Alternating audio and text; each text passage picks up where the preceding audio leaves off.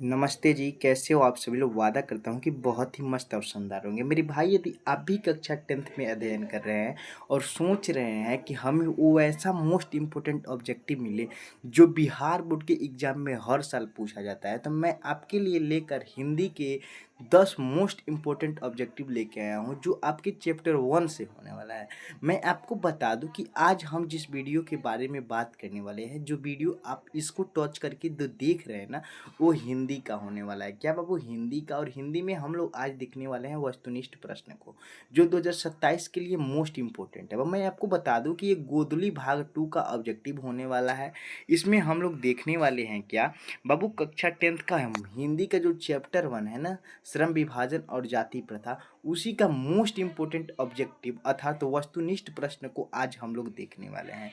हाँ, सबसे पहले बिन देरी करते हुए हम लोग ऑब्जेक्टिव प्रश्न की ओर चलते हैं। ऑब्जेक्टिव प्रश्न ओर से चलने से पहले आपसे एक विनती है कि यदि आप मेरे इस चैनल पर पहली बार विजिट किए या पहली दफ़ा विजिट किए ना, तो प्लीज़ मेरे इस चैनल को सब्सक्राइब कर दे, बेल आइकन प्रेस कर दे, ताकि हर पल का नोटिफिकेशन मेरे प्यारे उन तमाम साथियों को आसानी से मिल सके। मेरे भाई, मैं आपको बताऊं कि जो आज का ऑब्जेक्टिव होने वाला है ना, बहुत ही खास होने वाला है। इस ऑब्जेक्टिव में एक हम ट्रिक लगाए हैं जिसके थ्रू आपको ऑब्जेक्टिव का आंसर देने में आसानी मिलेगी और सहायता मिलेगा। ये है ना कि बाबू, इसका एक प्रश्न है और उसके तीन तीन ऑप्शन दिए गए हैं। तीन ही ऑप्शन में से एक ऑप्शन जो है वो राइट है और उसी को आपको चूज करना है।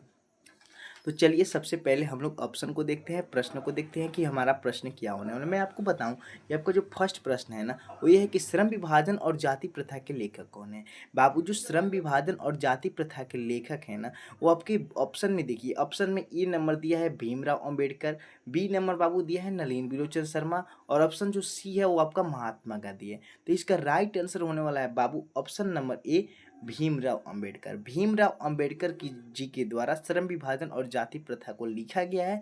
बाबू, भीमराव अंबेडकर का जन्म यदि आपसे पूछे तो आपको कहना है क्या बाबू, 14 अप्रैल 1891 में भीमराव अंबेडकर जी का जन्म हुआ था। कब बाबू? 14 अप्रैल 1891 ईस्वी में भीमराव अंबेडकर जी का जन्म हुआ था। बाबू, बिहार बोर्ड के एग्जाम में पूछा जाता है कि इनका जन्म 14 अप्रैल 1891 में कहाँ हुआ था। तो बाबू, आपको बताना है महू मध्य प्रदेश। कहाँ बाबू? महू मध्य प्रदेश में।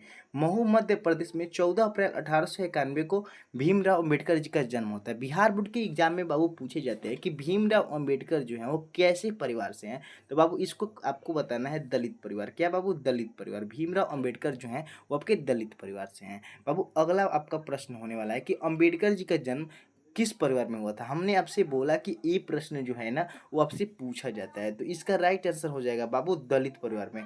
ऑप्शन में दिया होता है कि बहुत सारे ऑप्शन होते हैं। ऑप्शन में जैसे ब्राह्मण देगा बाबू, क्षत्रिय देगा, शूद्र देगा, लेकिन आपको करना क्या है, ठीक दलित परिवार में, क्योंकि भीमराव अंबेडकर जी का जो जन्म हुआ है ना बाबू, वो दलित परिवार में हुआ है।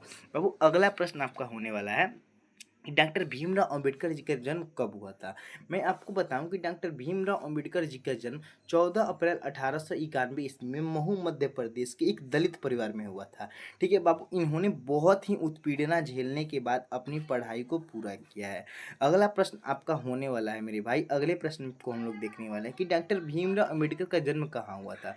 बाबू, डॉक्टर भीमराव अंबेडकर जी का जो जन्म है ना, आपका महू मध्य प्रदेश में हुआ था, एक दलित परिवार में। बाबू, अगला प्रश्न आपका होने वाला है कि किनके प्रोत्साहन से बाबा साहब उच्चतर शिक्षा हेतु न्यूयॉर्क गए। बाबू, किनके प्रोत्साहन से बाबा साहब उच्चतर शिक्षा लेने हेतु न्यूयॉर्क गए। तो इसका राइट आंसर हो जाएगा बाबू ऑप्शन नंबर ए, बड़ौदा नरेश के। बाबू, बड़ौदा नरेश के प्रोत्साहन में बाबा साहब उच्चतर शिक्षा हेतु न्यूयॉर्क गए। बाबू, अगला प्रश्न आपसे पूछा जाएगा बिहार बोर्ड के एग्जाम में कि लेखक बेरोजगारी का प्रमुख और प्रत्यक्ष कारण किसे मानता है।